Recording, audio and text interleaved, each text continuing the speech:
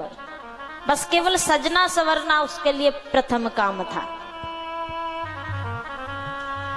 तो आत्मदेव बड़े सीधे साधे ब्राह्मण थे और उनकी पत्नी उतनी चंट और चालाक थी, लड़ाकू झगड़ालू थी। तो परीक्षित महाराज, पति पत्नी में एक ही व्यक्ति सीधा होता है,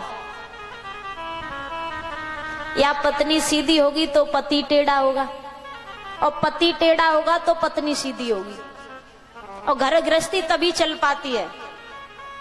दोनों में अगर दोनों बराबर हो जाएंगे तो बात बनेगी नहीं। एक ठंडा एक गर्म होना भी चाहिए। अगर दोनों गर्म है तो लड़ाई होगी, दोनों अलग हो जाएंगे। और दोनों ठंडे हो गए मतलब सीधे हो गए, सीधे साधे, तो ये संसार के लोग कहेंगे ये तो पागल है। क्यों कि आजकल सीधे व्यक्तियों का कोई ठिकाना भी नहीं है।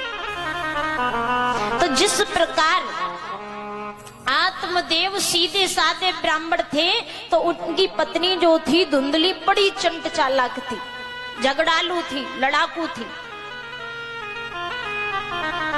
आत्मदेव पर बुढ़ापा आने वाला है, यानी चौथापन आने वाला है। आत्मदेव एक बार विचार करते कि मुझ पर बुढ़ापा आने वाला है और मेरे घर में अभी तक कोई संतान नहीं हुई, मेरे वंश को आगे चलाने वाला कोई नहीं आया, मेरी पत्नी ने किसी बच्चे को जन्म नहीं दिया। तो आत्मदेव बड़े दुखी हुए। अब दुखी तो सभी होते, इस संसार में सुखी भी कोई नहीं है। ज्यादा पैसा हो जाए तो क्या सुखी हो जाते? नहीं होते। गरीब होता है वो कहता है कि मुझसे पैसे वाला सुखी है, और पैसे वाला सोचता है कि मुझसे भी पैसे वाला वो सुखी है, पर सुखी वो भी नहीं है। कि दीन कहे धनवान सुखी, धनवान कहे सुख राजा को भारी, राजा कहे महाराजा सुखी, महाराजा कहे सुख इंद्र को भारी, इंद्र कहे सुख ब्रह्मा को, और ब्रह्मा कहे सुख विष्णु को भारी। और तुलसीदास विचार करें, राम के नाम बिना सबई दुखारी। दीन गरीब सोचता है कि राजा महाराजा सुखी है, पर लेकिन सुखी वो भी नहीं है।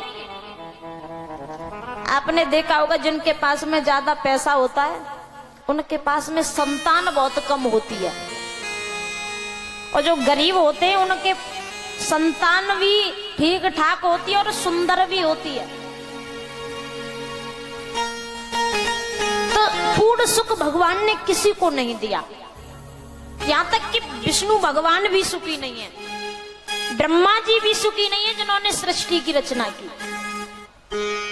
इस संसार में वही व्यक्ति सुखी है जो भगवान राम का भजन करता है। तुलसीदास जी कहते हैं कि राम के नाम के बिना तो ये संसार दुखी है। सुखी वही है जो भगवान का भजन करता है। आप विचार करना, जब मन को कहीं शांति ना मिले तो मंदिर की सीढ़ियों पे जाकर के बैठ जाना भगवान के दरबार में, अपने आप मन को सुकून मिल जाता है, मन को शांति मिल जाती है। अब आत्मदेव संतान के लिए दुखी है। आत्मदेव ने सोचा कि मेरे घर में अगर संतान नहीं हुई तो मैं अपने प्राणों को त्याग दूंगा, क्योंकि मैंने सुना है कि मोक्ष उसी को मिलता है जिसके घर में संतान होती है। अब आत्मदेव चले, घने जंगल में पहुंच गए और मरने का प्लान बना लिया कि आज मैं जीवित नहीं बचूंगा, मर जाऊंगा, क्योंकि मेरे वंश को चलाने वाला कोई नहीं है, कोई बालक नहीं है, कोई संतान नहीं। अब वही बात की हरि अनंत, हरि कथा अनंता। भगवान भी अनंत हैं और उनकी लीला भी अनंत है, उनकी कथा भी अनंत है। जब आत्मदेव मरने के लिए गया उसी समय भगवान ब्राह्मण का रूप बनाकर के सामने आ गए। भगवान जी आए, आत्मदेव से पूछा, इस घने जंगल में इतनी दोपहरी में और आप क्या कर रहे हो? आत्मदेव कहने लगे, ब्राह्मण जी कुछ ना पूछो, मेरे घर में कोई बालक नहीं हुआ, इसलिए मैं मरने के लिए आया हूं और मैं आज बचूंगा नहीं, मर जाऊंगा। ब्राह्मण जी ने कहा, अच्छा जरा अपनी हस्तरेखा दिखाना। तो परीक्षित महाराज, ये हमारे हाथों की जो लकीर होती है इसमें सब कुछ लिखा होता है कि हमारे नसीब में संतान का योग है या नहीं है। तो ब्राह्मण जी यानी जो भगवान ब्राह्मण का रूप बना करके आए हैं, उन्होंने जब आत्मदेव की हस्तरेखा देखी तो उन हस्तरेखा में कहीं भी संतान का कोई भी योग नहीं था, जन्म जन्मांतर कोई भी संतान का योग नहीं था। ब्राह्मण जी ने कहा कि हे आत्मदेव, तुम लौट के चले जाओ, तुम्हारे घर में कोई संतान होने वाली नहीं है। आत्मदेव के घर में एक गौ थी, यानी गौ माता थी, गाय थी। उस गाय ने भी कभी बछड़े को जन्म नहीं दिया था। आत्मदेव कहने लगे, मैं लौट के नहीं जाऊंगा, क्योंकि मैंने सुना है कि जिसके पास में, जिसके घर में बेटा नहीं होता उसे मोक्ष नहीं मिलता। ब्राह्मण जी कहने लगे, अच्छा एक बात बताओ, जो तुम कर्म कर रहे हो क्या उस कर्म का फल तुम्हारे पुत्र को प्राप्त हो सकता है? नहीं हो सकता। जो पिता कर्म करता है उसका फल पिता को मिलता है, और जो संतान कर्म करती है यानी बेटा कर्म करता है उसका फल बेटा को ही मिलता है। धन दौलत सब कुछ बट सकता है, पर लेकिन कर्म किसी ने बांट नहीं पाया। कोई किसी का कर्म नहीं बांट सकता। कि ये तो कर्मों की खेती है, जो बोएगा सो पाएगा, कर्मों से हाथ बटाने में कभी बेटा काम ना आएगा। ये तो अपने अपने कर्मों की खेती है, जो जैसा बोता है वैसा पाता है। अच्छे कर्म करोगे अच्छा फल मिलेगा, बुरा करोगे बुरा फल मिलेगा। आत्मदेव कहने लगे, फिर भी मैं आज लौट के नहीं जाऊंगा, मर जाऊंगा पर लौट के नहीं जाऊंगा। तो ब्राह्मण जी ने क्या किया कि एक फल दिया और कहा कि ये फल ले जा करके अपनी पत्नी को खिला देना, तुम्हारे घर में संतान की प्राप्ति हो जाएगी, यानी पुत्र की प्राप्ति हो जाएगी। आत्मदेव उस फल को लेकर के चले।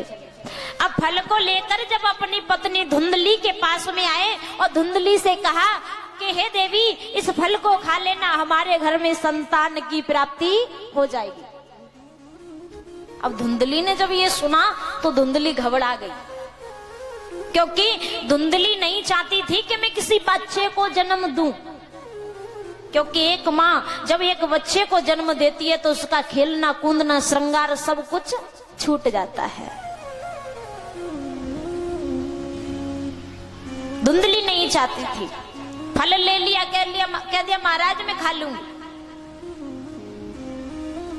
कुछ समय के बाद धुंधली के घर उसकी बहन आई और बहन ने पूछा, बहन क्या बात है, आप चिंता में क्यों? तो धुंधली कहने लगी कि हे बहन, मेरे पति एक फल लेकर के आए हैं और उन्होंने कहा है कि अगर मैंने इस फल को खा लिया तो मेरे घर में संतान हो जाएगी,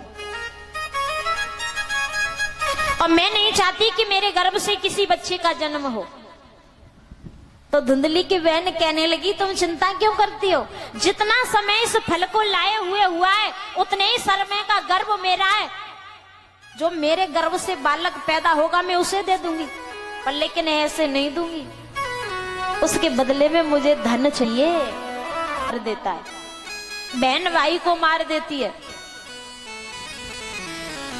याद रखना, ये माया साथ जाने वाली नहीं है। हम जब आते तो मुट्ठी बांध के आते। कैसे आते? जब माँ के गर्भ से बच्चा जन्म लेता है तो मुट्ठी बांध के आता है, और जब यहाँ से जाता है तो हाथ पसार के जाता है, ना कुछ लेके आते ना कुछ लेके जाते।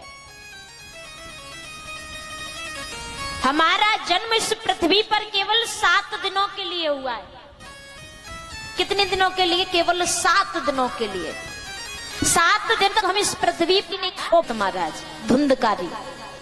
उसके बाद में गाय के गर्भ से एक बछड़े का जन्म हुआ जिसका नाम पड़ा गौकर्ण। और गौकर्ण क्यों पड़ा? क्योंकि उसके नाक और कान गाय जैसे थे, पूरा शरीर मनुष्य के जैसा था, इसलिए उनका नाम पड़ा गौकर्ण। बोलिए गौकर्ण महाराज की। अब धुंधली ने धन दे दिया अपनी बहन को। अब उस बच्चे का पालन, एक धर्म के रास्ते चल रहा है और एक से मुर्दे को जला जाए तो कोई सब दुखी सब है। आत्मदेव अब संतान से दुखी है और पहले संतान के लिए दुखी थे। गौकर्ण ने समझाया कि हे पिताजी, अब तुम भगवान का भजन करो, ये भगवान के ऊपर छोड़ दो। परीक्षित महाराज, जब कोई बात हमारे बस में ना हो, हमें लग रहा है कि ये कार्य हमसे हो नहीं सकता, तो वो परम पिता परमात्मा के ऊपर छोड़ देनी चाहिए कि होई सोई जो राम रच राखा। वही होगा जो प्रभु ने रचा है, जो भगवान ने लिखा है कि होई सोई जो राम रच राखा। जो भगवान ने रचा है वही होगा। बोलिए गोविंद भगवान की।